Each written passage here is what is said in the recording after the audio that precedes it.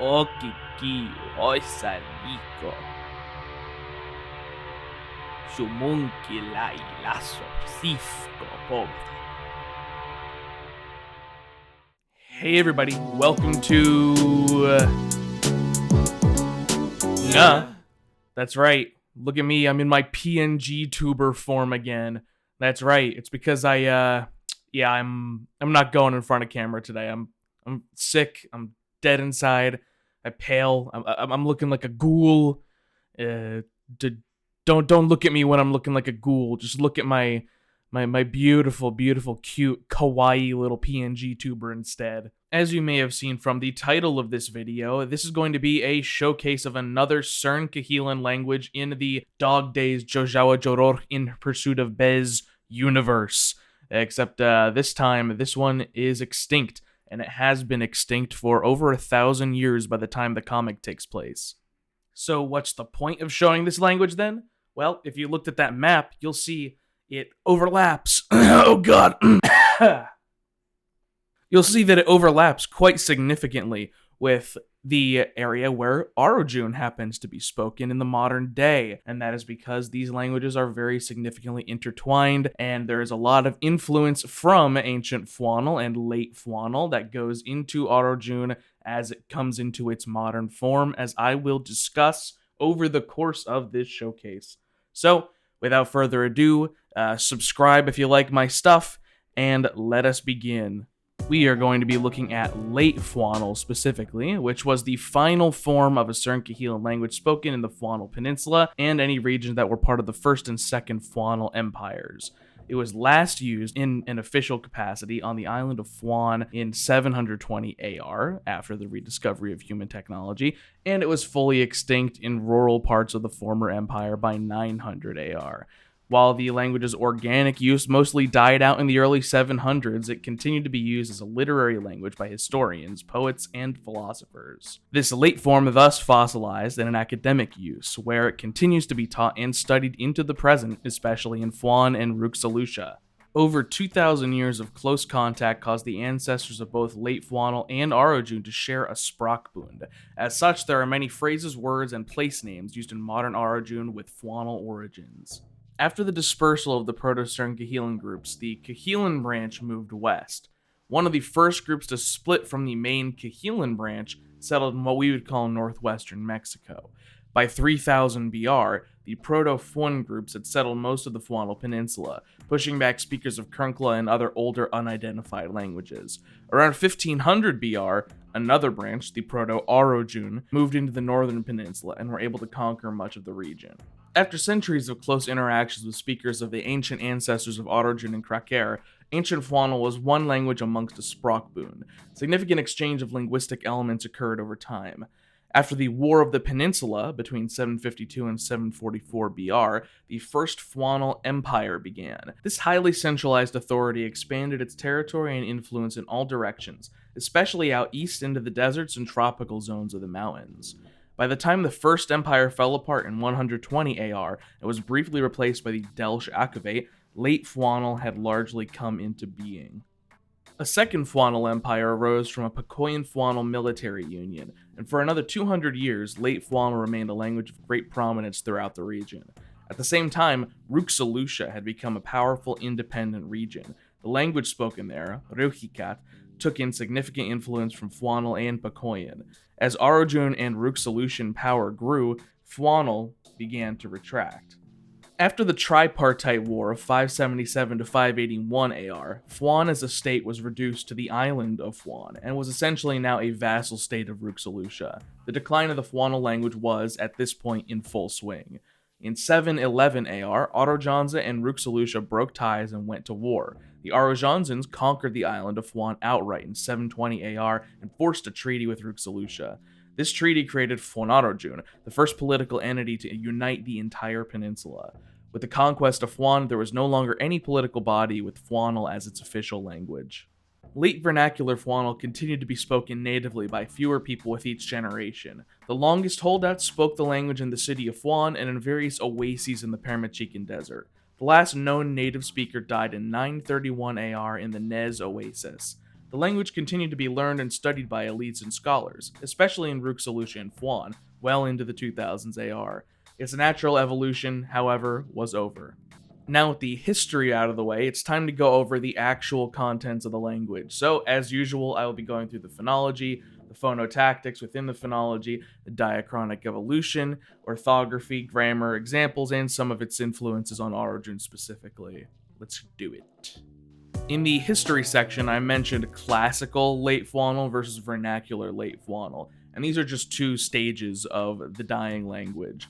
Classical Fwonnel will be the Fwonnel spoken around 700 AR when it was last spoken as an official language on the island of Fwon, while vernacular late Fwonnel is the unofficial Fwonnel that was spoken after the fall of the island of Fwon. Now, these are mostly similar grammatically, but there are a few sound changes that occur as it blends in with Arodjun phonetically as part of the Sprachbund. Sorry, I'm cooked. These are what the phonemic consonants of the late classical Fwonnel language looked like, and these are the vernacular late Fwonnel consonants. The only differences are the loss of phonemic ya, sh, and the creation of a phonemic palatal voiceless plosive. And here are the vowels for both classical and vernacular. As you can see, there's a little bit of a change here. We go from there being I, O, A to being I, E, U, A.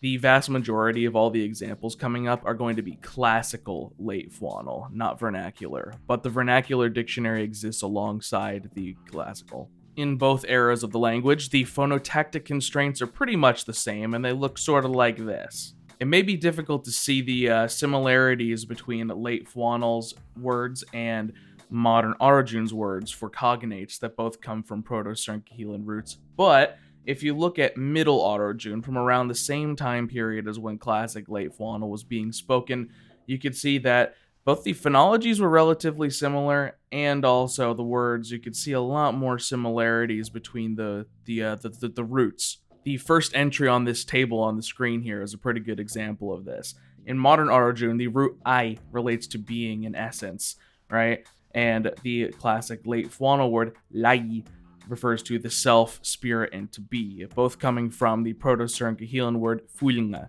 which is soul or spirit. And you can see it's a lot more similar if you look at Middle Arodjun's word ulya, lai.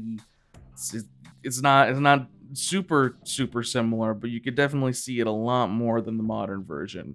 The evolution be evolving. Who would have thunk? If you've heard me talk about Arodjun before, you've heard me mention the Jotarang writing system. This is one of the two alphabets used for writing Arodjun in the 2000s AR. And this one, the Jotarang system, is descended directly from the writing system used to write ancient Fwonnel called Oyut, and that looks like this. Where modern Arodjun has to make a lot of compromises to make Jotarang work in Fwonnel Oyut, the indivisible writing, Fwonnel works pretty well with this. It's a lot smoother in this system, almost like it was made specifically for this. In fact, the differences are pretty easy to visualize here. Some of the changes between the sounds were one-to-one.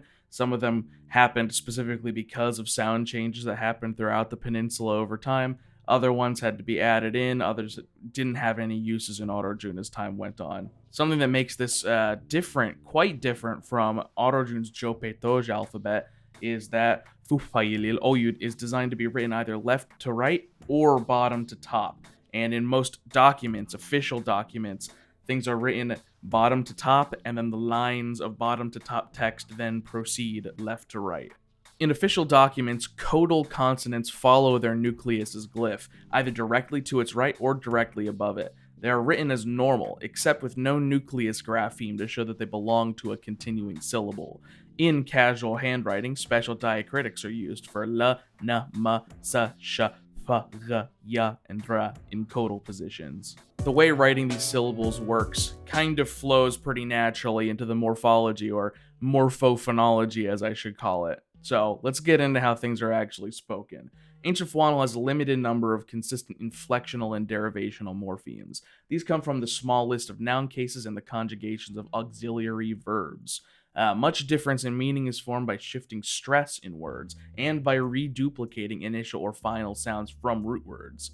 While much of this is more morphophonological than of true morphology, I will be discussing both concepts in this section because it works with the true morphemes and it has a huge impact on how words are formed. As with many Kahilan languages, most of the cases that Proto-Stern Kahilan featured had fallen away, but late Fwonnel preserved the ergative absolutive nature of its ancestor, while most of the other daughter languages did not. As you can see here, there are three cases that exist in late Fwonnel, those being ergative, absolutive, and dative. And dative carries a whole lot of weight in this language. It does a lot of work beyond what you consider a typical dative, so keep that in mind. Additionally, you have three numbers. There's the singular, plural, and the collective.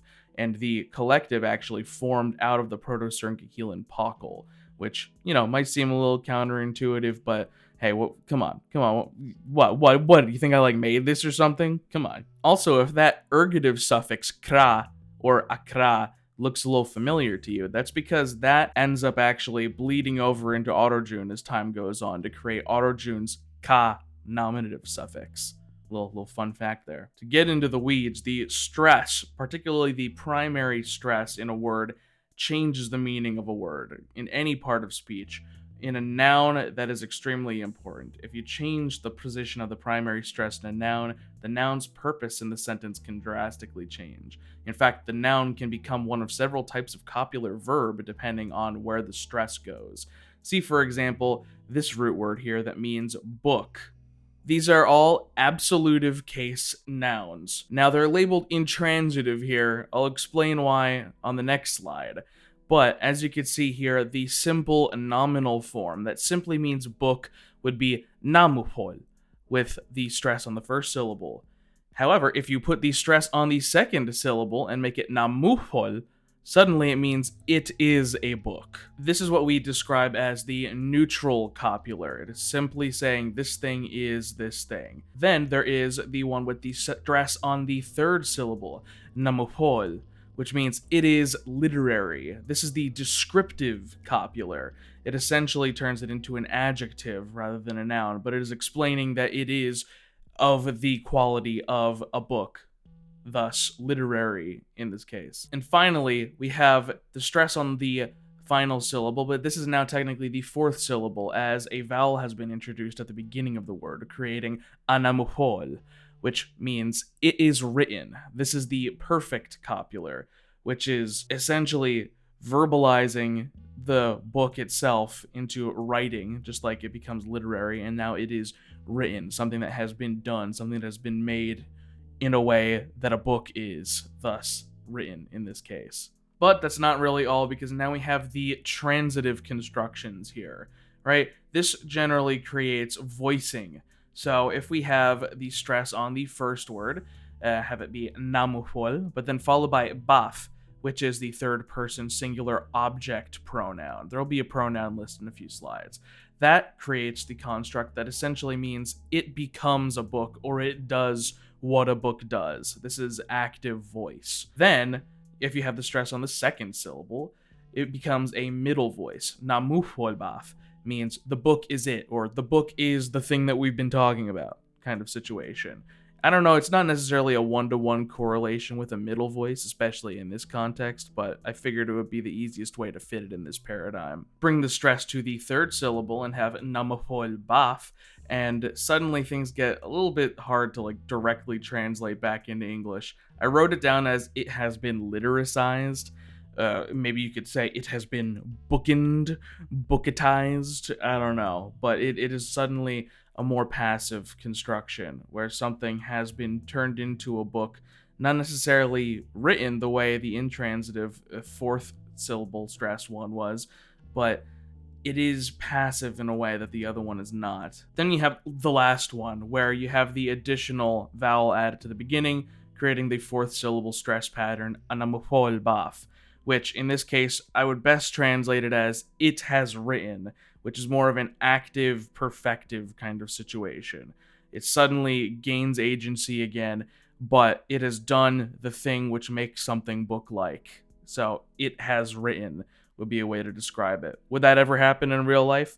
Probably not, but that is going along with the list of examples that I have here. And here are the pronouns as promised. Now, the pronouns of Fwonnel are actually some of the most linguistically conservative out of any of those in the Cern language family up to this point. This is very interesting because most of the languages in the Cahilan branch especially have dropped these various animacy classes, but Fwonnel has maintained some of them. There were a lot more in Phosphon, but much more than average have been preserved in late Fwonnel. What has not been preserved from Phosphon about the pronouns is the fact that these are all of the cases. There are no different case inflections for the pronouns. This might seem a little bit weird, but once you see the way sentence structure and everything works, it's going to make a little more sense how this is not really that ambiguous at all. It's actually pretty clear when these pronouns are used, what case they belong to. With that, I think we are just about ready for some verbs.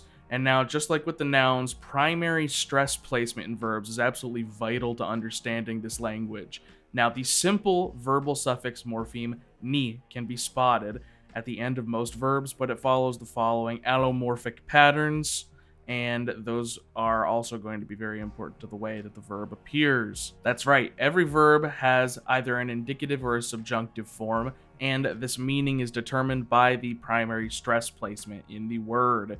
Now, there's 4 examples here, all of which have root words that have more syllables than the last. So, a few different things can happen here, where more sounds can be added to the beginning. There's some irregular verbs as well that I'll go over, but these are the overall forms. For example, I'll look at that first one. Oni is the intransitive indicative. Oni is the intransitive subjunctive. Igoni is the transitive indicative. Igoni is the transitive subjunctive. Onin is the non-finite indicative, and onan, with an A, is the non-finite subjunctive. As for the irregular verbs, there's not too many of them, but the ones that there are the most common ones most of the time, and they have either very ancient Phosphon verb traits preserved, or they are suppleted with other verbs, where part of a verb form is merged with another verb's form, and then that gradually just kind of merged together in meaning over time. Who here is a fan of auxiliary verbs? How about mandatory auxiliary verbs? Ooh! You may have noticed a lack of conjugation for person or number or tense or any of that in those verbs earlier, and that's because auxiliary verbs are actually the only verbs to get conjugated in this language. This descends from the evidentiality markers in Proto-Cern combined with strong verb conjugations. Also, in some convergent evolution from the long-standing Sprachbund and Common Origin, this is actually the same construction that ends up in Arodjun as well. Yep, so during the era of the First Fwonnel Empire, there were actually 3 full sets of auxiliary verbs that each were used to create different constructions. For example, the verb lai would be for gnomic, permanent, or stative things. The verb hi would be for actions with definitive beginnings and ends, and sho would be for continuous but not permanent activities.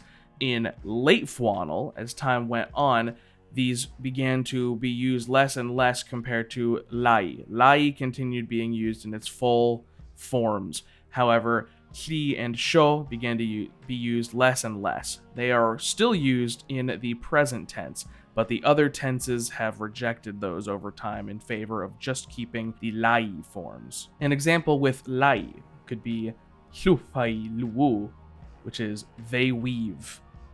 An example with hli could be kufuti hlina, which is I turn.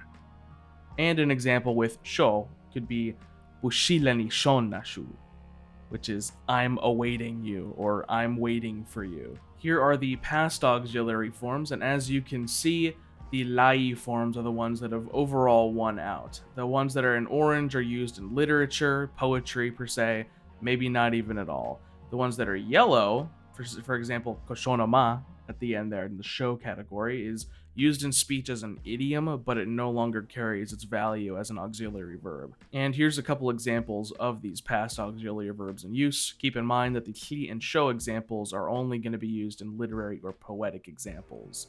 So first with lai, you have pufuki kalarama shufutalam, which is God has dredged the bays. With li, one could say suliu kishu makalam ripubayima. A person has harvested vegetables for the children. How sweet. And with sho, fi koshosha, we were sleeping. And of course, there's that phrase, koshonoma.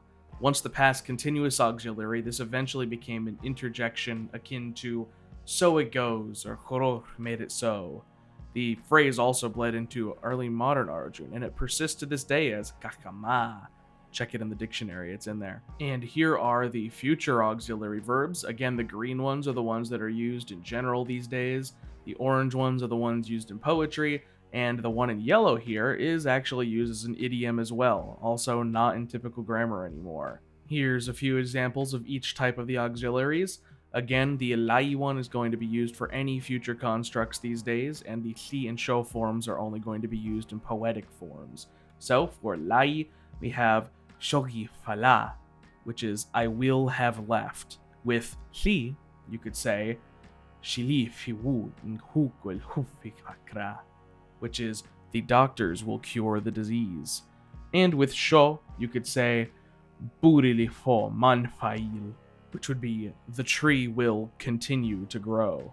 Could you tell I made this while I was living in the Basque Country? And here's our former future inchoative auxiliary, which eventually became an interjection akin to it will be done or God willing. This phrase bled into early modern Arodjun as well, and it persists as wethanawa, also in the dictionary. It also found its way into Paramachican as fachuinyama, which is kind of like saying make it happen. That's nowhere near everything about the verbs, but we're going to move on to adjectives for now because we need to keep this moving along. So adjectives are going to always follow their respective nouns. Stress in an adjective matches with the stress of its noun. In most cases, this means that the stress will be on the first syllable, unless it's a copular. Unfortunately, if an adjective begins with a plosive, pa, ba, ta, da, ka, ga, and its noun ends with any consonant other than la or ga, a new initial vowel is introduced, word initially that matches the first vowel of the noun. If there are not enough syllables in the adjective to match the stress of the noun, new syllables are introduced with reduplication. Finally, if a word ends with yi, then its adjective form changes from yi to da. Beginning with a simple one, let's take this example. Ostikranar, foreign nation. In this case, nothing needs to change with the adjective. Ostikra ends with a sound that is not a plosive, and its stress is on the first syllable, making a single syllable adjective perfectly permissible. Turn this into a copular construction, however, and you have to do something. Ostil narar. It is a foreign nation. In this case, the one-syllable adjective nar must have the nucleus and coda of its last and only syllable reduplicated to match the second syllable stress of its noun. Another example with a different problem. Shubifal uprad, new house. Here, the adjective prad gains a new vowel, u, which matches the first vowel of its associated noun. Since stress must match as well, that inserted u takes the stress. And here's a copular version of that, which becomes even more challenging. Ushubifal upratata. It is made a new house. With the noun stress on the fourth syllable, the adjective too needs to have 4 syllables. In this case, there is the prefix u, and then an incomplete double reduplication of the nucleus and coda of the final syllable. In this case, ata. It's beautiful, isn't it? Likewise, adverbs come with their own problems that have prosodic solutions. Adverbs go after the auxiliary verbs in the sentence. The syllables vary depending on the following word.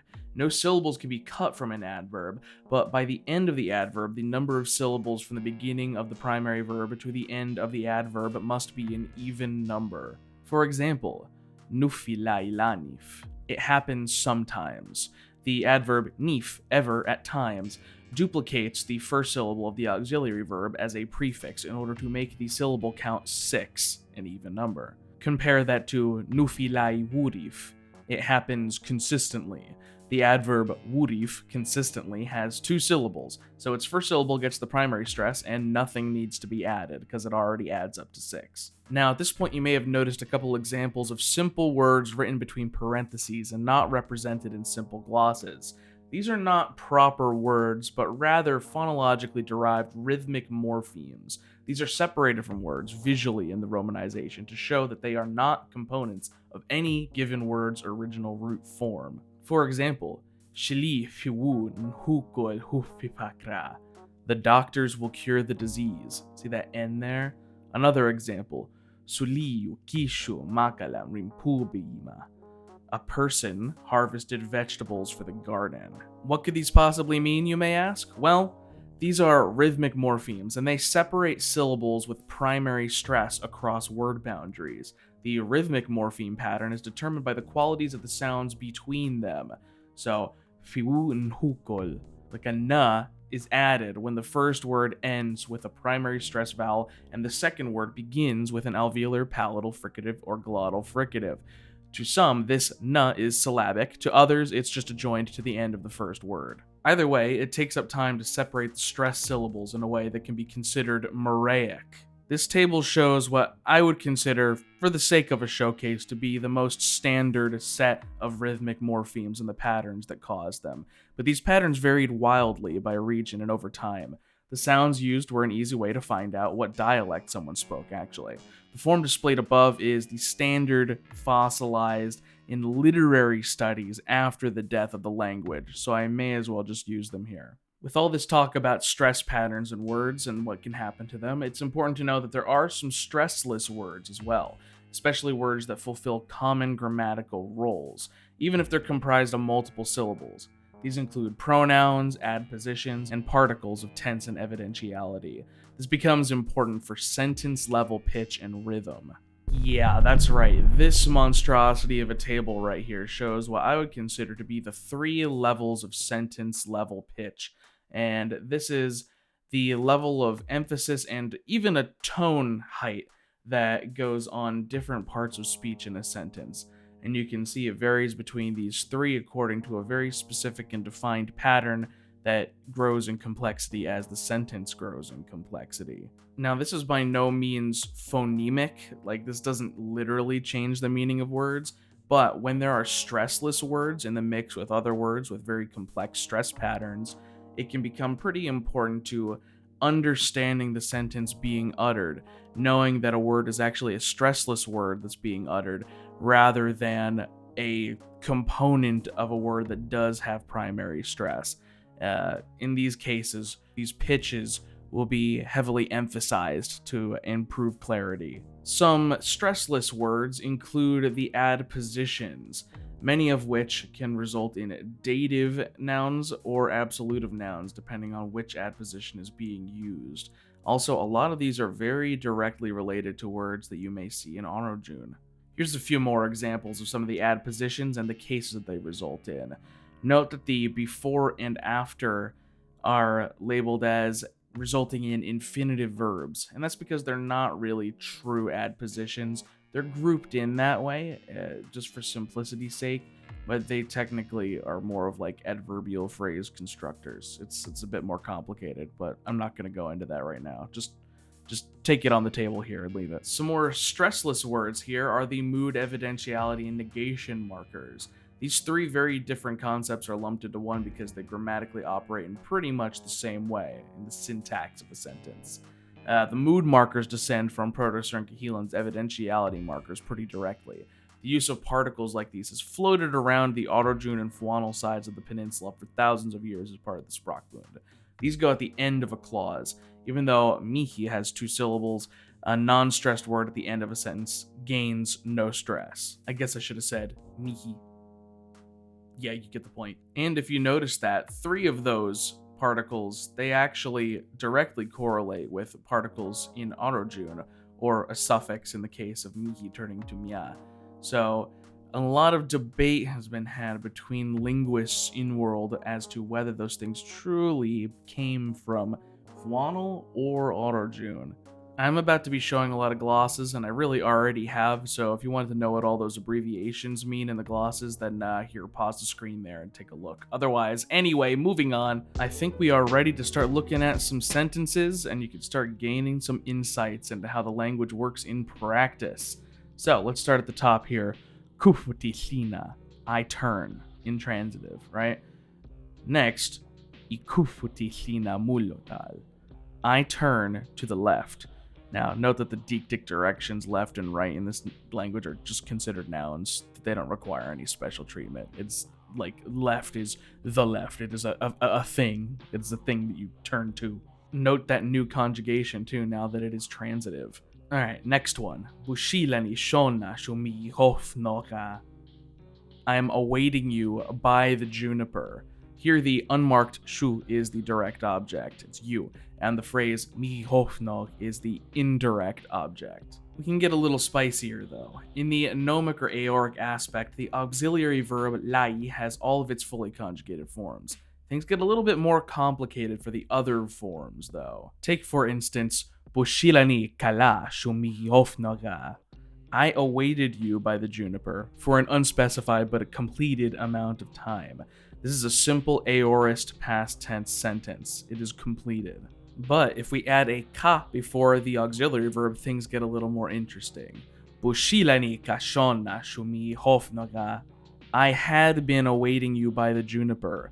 This past particle ka is applied before the continuous auxiliary sho to create a past tense continuous auxiliary verb, ka shona. And here is a future tense example. Bushilani fala shumi hofnaga.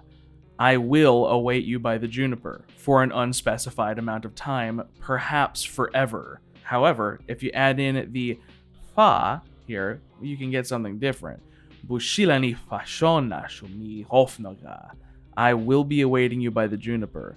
Using this continuous sho auxiliary with a future tense particle fa, the result is a future continuous tense. It's a subtle difference, especially for an English speaker, but it does matter. Call this aspect stacking, but if you put the particles before the verb itself, it acts almost like a modal verb in a way. For example, sho bushilani fala shumi hofnoga.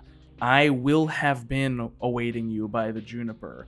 Using the unmarked form of sho with a future fa lai auxiliary creates a continuous future perfect sense. Likewise, Hlibushilani fala shumi hofnaga means I will begin to await you by the juniper, with that encodative sense applied to it. And it's important to mention the question forming procedure because it's a little interesting. Asking questions in late Fwonnel requires the use of one of a few special modal verbs and converting the main verb into a non-finite form. The non-finite verb may be indicative for questions about facts and subjunctive for questions about possibilities. Here are some examples of questions. Sweshil fulua? Who will do it? This is a simple transitive question. Even though a normal sentence would expect a nominal object and then a nominal subject, the question verb provides the needed information to tell what's going on by its position in the sentence alone. Another, what is that thing? This question is made using a nominal neutral copula, followed by the intransitive word for what and that. And another, where did you go? This question interprets where did you go as intransitive. Because of this, shu is added to the question and needs no additional context to prove its position as subject of the sentence. So I think I have sufficiently speed ran 63 slides worth of information about this language. I think you are ready to witness a nice little example text. Now, the following is a poem is loose here, written by the famous post-Tripar era writer Taginus Reredo in the year 589 AR, recounting the calamity of the Fwonnel Deadpool disaster of 120 AR. Deadpool, as in like the event of a once flowing body of water going stagnant. Not that Deadpool, not that one. This text was lost for hundreds of years until the tablets were excavated near Lhuti by an imperial prince construction crew in 1302 AR. Hoki lai si fam fwa sufutal. Hoki lai si fam fwa molifal. Foni lanamata kun ustutan fo kusurokan talial. Ustuti lai da hui honofoni luo malko fo miu majorak. Ironi la luki bundunkal furkaha kubali. Shaitalam narsunkalam walihak. Soyunkalam tantaliam atifihim. Butunkiluwu mfo frimhoma shola tolil. I hola I lai huro hola stofu hloso hlogo shusil. Nani lai lato rimsogama fatali ahuro fo krashtofa. O shofo tofo minin hlusalam so shama ofo grafo mataim. Nachfif dal kussil mi fin tuto grafo nasogama.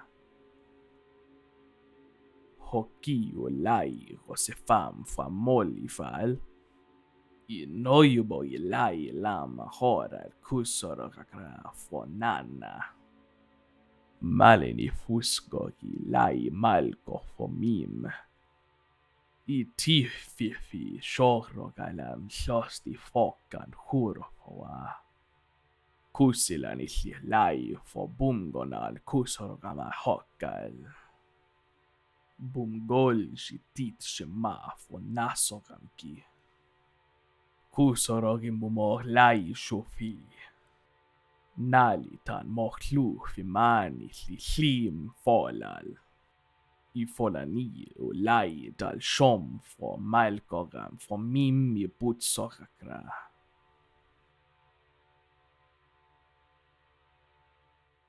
But wait, there's more. You thought it was done? It's not done yet. Remember that video that I made about all the language families in the world? And remember how Arodjun appears there on that table of Proto-Cerncahelan? Remember how the lines that began with Proto-Arodjun and Fwon eventually lead both to Arodjun? It just kind of has like a little dot, dot, dot there between them, kind of like it just merges together or something.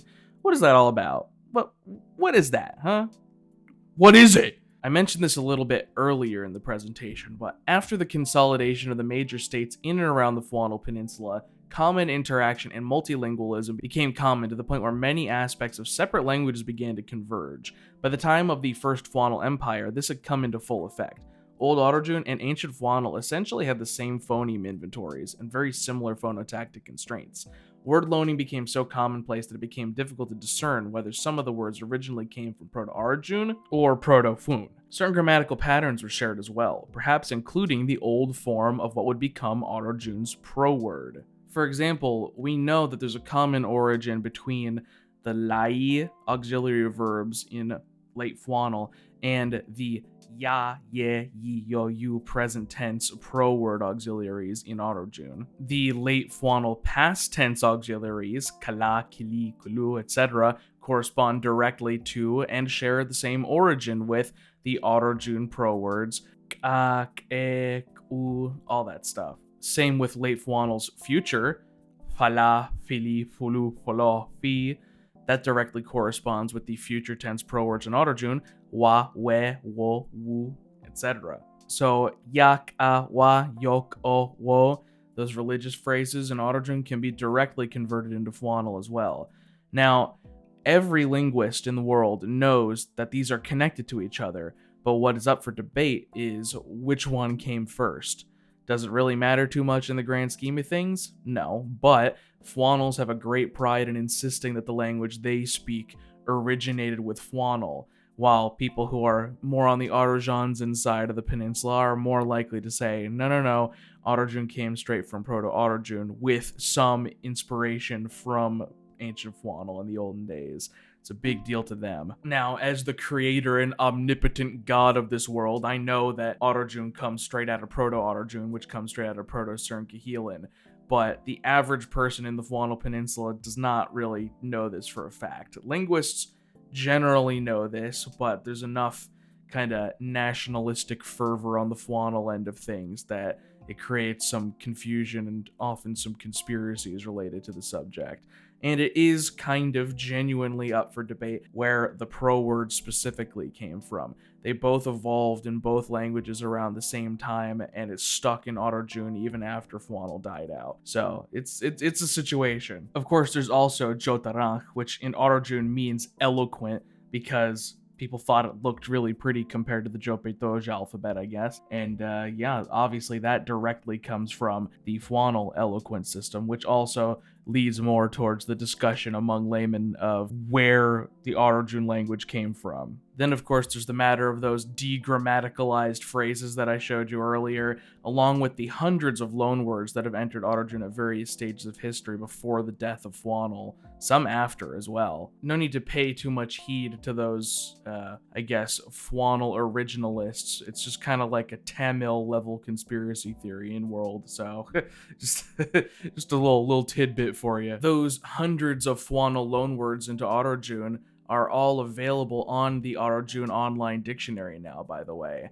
And this dictionary is now by far the official dictionary for the Arodjun language. The one on that sheet that I had shared for years is no longer sufficient because it basically has one set of words per root, but now there are classes of loanwords from Fwonnel and Permachican and Prince all over the place, so the online Arodjun dictionary is definitely the place to go to get the most updated lexicon, which is over 3,000 words at this point. It's pretty crazy. And that is pretty much it for this brief introduction to the late Fwonnel language. I am very happy that I made this. It has been a long time coming. I've been planning on doing this for a long time, but I just didn't have like the juiciest ideas ready for me to turn it into a reality, but I think I am pretty satisfied with the way this came out, and I will be able to incorporate bits and pieces of this into future evolutions of Arodjun as I see fit. Speaking of that, there is a lot coming with the Arodjun language, and lots of other cursed things, and lots of other wackity-doo-dah stuff going on, and I would just like to thank everyone who became a patron over the past several weeks. To these new patrons, since the last video, we have Mystery Person, Clara, and Josh S. If I forgot anyone else, sorry about that. I'll try and include you next time. But welcome to the Natron Gang. You definitely helped me a lot by funding the Minecraft server and running the website and just keeping everything going. It's pretty much net zero, honestly. Like, it's y'all get me to net zero. Please, if you're interested in becoming a patron, I would appreciate it a lot. Anyway, that is basically all I have for you right now. And with that, thank you for watching. See y'all next time. Maybe the next video will be the circus? I don't know. We finished judging? I don't know. You'll see. There might be one more in between. There's a lot of editing to do. See you next time. Goodbye. Mwah. Also, I haven't closed the 2025 Conlanger census yet.